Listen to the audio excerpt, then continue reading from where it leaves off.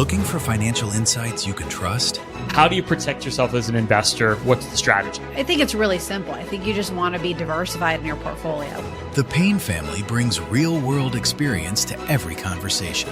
Well, I think that's the problem right now is, right, a lot of people that are close to retirement, they're taking so much risks. And if we do get a big sell-off, it could derail their retirement. Listen to the Pain Points of Wealth on the Red Apple Podcast Network. Listen, all you New Yorkers. Taxi. Okay, man, we're looking around. This is the 77 WABC minicast. Sunday morning. Well, with us today is the chairman of the Judiciary Committee, Jim Jordan. And again, we talked to him on Friday. We're talking to him again today, and there's so many things happening. Well, Mr. Chairman, it's Sunday morning. Everybody out there is drinking some coffee. What items do we want to put on the kitchen table this morning? Well, I think the big issue is, we're in this short-term funding for the Department of Homeland Security, and are the Democrats going to shut the government down when we get to Friday? Because that short-term bill, comes due on Friday. We'll see that Democrats put out a list of demands that they want, changes to the Department of Homeland Security and changes to how ICE operates. But what was interesting, John, is nowhere in that list. They had 10 points. It was actually like 20-some things they were asking for, including, getting rid of Kristi Noem, which makes absolutely no sense. But nowhere in that list was the fundamental issue, what's called this detainer issue, and the failure of sanctuary jurisdictions to actually work with federal law enforcement. And I just want to make sure your listeners understand how egregious this is and what's going on in the state of New York. So the way this works is, if there's a local sheriff or local police have a bad guy in their jail, he's been charged with crimes, and he also happens to be an illegal immigrant, ICE will say, oh, you've got this guy there. We know he's done a crime. We know he's here illegally. Here's a detainer notice that we send to you. Do not let this guy out. Or if you're getting ready to let him out, just give us a call. We'll come get him before you release him. And in sanctuary jurisdictions, they do not honor that. And in New York State, 7,000 times they had someone charged with a crime who was also an illegal migrant. 7,000 times they did not work with ICE and released those individuals to the street. That is how ridiculous this is. It's just lack of common sense. And often those guys will go out and commit crimes. We had a situation in a different state, Colorado, where the guy was charged with stealing a car, assaulting someone, was in the jail. He gets the detainer sent there. The gentleman's name was Abraham Gonzalez. All this happens, and they release him to the streets. They actually stamped on the form, released to the streets. ICE agents go to arrest him on the streets. One of the ICE agents is harmed because he attacks the ICE agent. That's what's going on. And until you fix that, you won't solve this. And that's creating this environment that we see in Minneapolis where we have these tragic things happen. I still don't understand. The good news is that drug deaths are down. But don't they realize that drug deaths are down because President Trump was shooting down those boats coming in from Venezuela?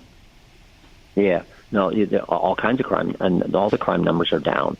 Border is secure, crime numbers are, murder rates down, fentanyl, all kinds of crime is down because of the good work of our federal law enforcement, the FBI under Kash Patel, the Justice Department for prosecuting people. So, again, that's I think a tribute to the president and what he's done with the border and what our Justice Department has been doing.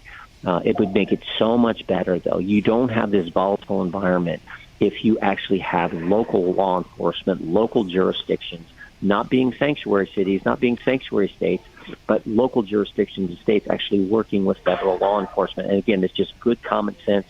But these left-leaning local governments in Minneapolis, or in Minnesota's case, the whole state, just don't want to do that. Understood.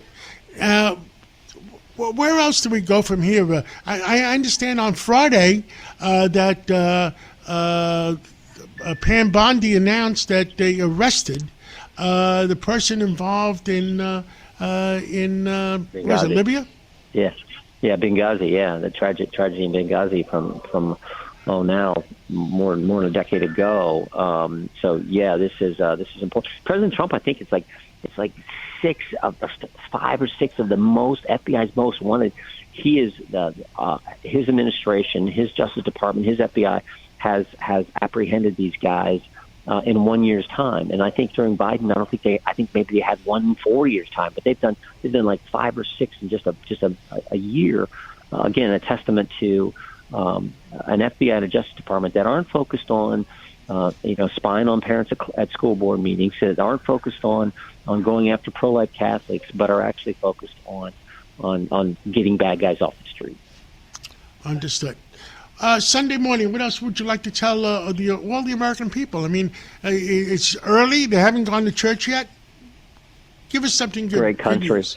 It's a great country. I always tell folks, God bless the United States. With the greatest nation ever. We've traveled some overseas and neat places, but you thank the good Lord to live here, and so I always appreciate that.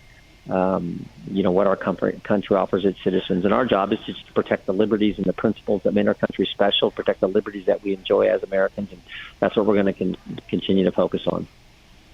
Understood. Well, thank you so much for coming on this Sunday morning, and we'll catch up with you again real soon. You bet, John. Take care, buddy. Thank you. Looking for financial insights you can trust? How do you protect yourself as an investor? What's the strategy? I think it's really simple. I think you just want to be diversified in your portfolio. The Payne family brings real-world experience to every conversation. Well, I think that's the problem right now is, right, a lot of people that are close to retirement, they're taking so much risks. And if we do get a big sell-off, it could derail their retirement. Listen to the Payne Points of Wealth on the Red Apple Podcast Network.